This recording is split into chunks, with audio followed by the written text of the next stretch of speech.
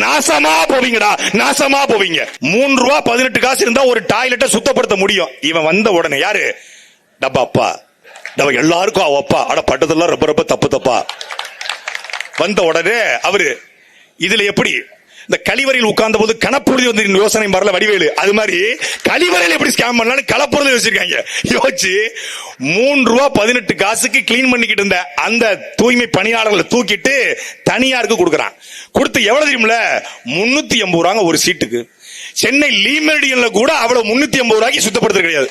லீலா பேலஸ்ல கூட பண்றது கிடையாதுங்க. கிரீன் பார்க்ல கூட பண்றது இல்ல. 380 ரூபாய்க்கு என்னப்பா ஊத்து அப்படி? தெரியாம 380 ரூபாய்க்கு ஒரு டாய்லெட் ஒரு தடவை கழுவுங்க. ஒரு தடவை ஒரு டாய்லெட் கழுவ 380 ரூபாய். என்ன ஊத்துவ? தங்கத்தை எதுவும் ஊத்துவியா கரைச்சி? இல்ல மணமணன்னு சந்திர கட்டை எதுவும் கரைச்சி ஊத்துவியா? இல்ல ஜவ்வாது எதுவும் போடுவியா? ஆனா நாரி தொலைது அந்த டாய்லெட் போக முடியாது. எந்த கழிவறையும் பயன்படுத்த முடியாது. ஆனா 380 ரூபாய் போட்டு 2022 இருந்து 23 வரைக்கும் ஓர் ஆண்டுல டாய்லெட் கழிவு இவன் கொள்ளையடிச்சது மட்டும் 1000 கோடி என்றால் நாசமா போவீங்கடா, நாசமா போவீங்க.